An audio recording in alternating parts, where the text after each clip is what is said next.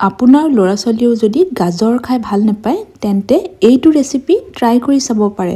ল'ৰা ছোৱালীৰ পৰা ধৰি ডাঙৰলৈকে সকলোৱে খাই খুব ভাল পাব। এতিয়া গাজৰৰ ছিজনত আমি যথেষ্ট পৰিমাণে গাজৰ খাব লাগে। গতিকে আজি এই ৰেচিপিটো আপোনালোকৰ আগত শ্বেয়াৰ কৰিছোঁ। ইয়াতে মই আধা কেজিমান গাজৰ লৈছোঁ, 5টা গাজৰ। ভালদৰে গাজৰখিনি ধুই চাফা কৰি লৈছোঁ।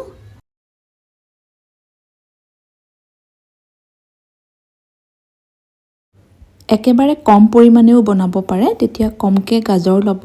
মই ইয়াত 4জনৰ জোখত বনাইছোঁ, গতিকে 4 বা 5টা ডাঙৰ চাইজৰ গাজৰেই ছাফিচিয়েণ্ট হয়। গাজৰ 5টা ভালদৰে চাফা কৰি লোৱাৰ পিছত এতিয়া মই ৰুকনিৰ যিটো ডাঙৰ ছাইড সেইটোৰে গোটেই গাজৰ 5টা ৰুকি ল'ম।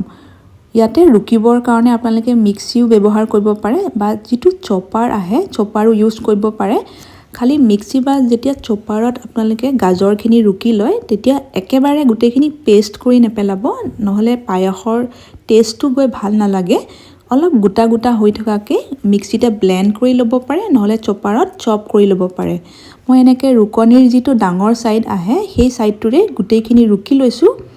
আৰু ৰুকিবৰ কাৰণেও আমাক বহুত বেছি সময় নালাগে, 5 মিনিটমানৰ ভিতৰতে হৈ যাব। এনেকৈ ঘৰতেই কম সময়তে মিঠা বনাই খাব মন গ'লে গাজৰৰ ছিজনত এনেকৈ বনাব পাৰে। বনাবৰ কাৰণেও মাত্ৰ 15 মিনিটমানহে সময় লাগে। আৰু এই ৰেচিপিটো আজি মই প্ৰেছাৰ কুকাৰত বনাম। প্ৰেছাৰ কুকাৰত বনালেতো আৰু কম সময় লাগে। বনাবৰ কাৰণেও একেবাৰে কম সামগ্ৰীৰ ইয়াত প্ৰয়োজন হয়।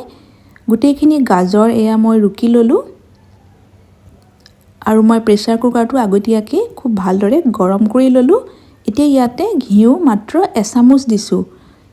এই ৰেচিপিটোৰ কাৰণে আমাক বহুত বেছি ঘিউৰো প্ৰয়োজন নহয়, মাত্ৰ 2 চামুচ ঘিউতে ৰেচিপিটো ৰেডি হৈ যাব। এতিয়া যিখিনি গাজৰ আমি ৰুকি লৈছিলোঁ সেইখিনি দিলোঁ। গাজৰখিনি দিয়াৰ পিছত এইখিনি মাত্ৰ 4-5 মিনিটমানৰ কাৰণেহে ভাজি ল'ম।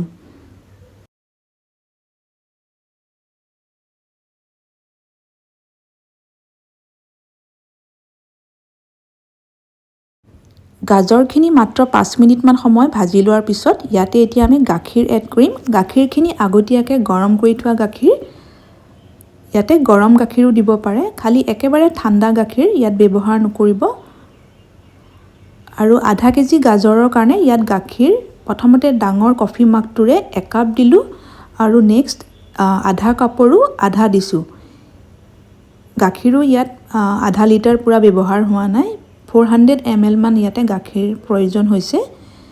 এতিয়া কুকাৰৰ ঢাকোনখন বন্ধ কৰি গেছৰ ফ্লেমটো মিডিয়ামত ৰাখি 2টা হুইচেল আহিব দিছোঁ। কুকাৰটো ভালদৰে ঠাণ্ডা হোৱাৰ পিছত এতিয়া খুলি লৈছোঁ। এতিয়া আকৌ গেছটো অন কৰি এইখিনি আৰু অলপমান ডাঠ হৈ অহালৈকে পগাই ল'ম। বহুত বেছি সময় নালাগে আৰু গাজৰখিনিও আমাৰ খুব ধুনীয়াকৈ সিজি আগতকৈ কোমল হৈ পৰিছে। খালি অকণমান গাখীৰখিনি আৰু অলপমান শুকাব দিম। যেতিয়া গোটেইখিনি খুব ভালদৰে সিজিলে আৰু গাখীৰখিনিও আগতকৈ ডাঠ হৈ আহিলে একেবাৰে লাষ্টত ইয়াতে এতিয়া 4 চামুচ চেনি দিছোঁ। মিঠাটো আপোনালোকে নিজৰ টেষ্ট অনুসৰি কম বা বেছি কৰি ল'ব।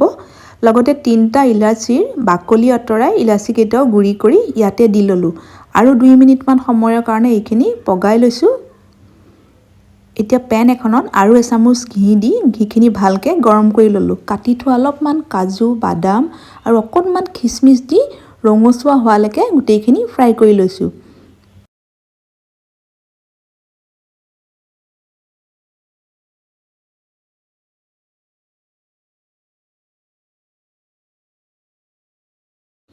এতিয়া এইখিনি গাজৰৰ পায়সখিনিত মিক্স কৰি দিছোঁ।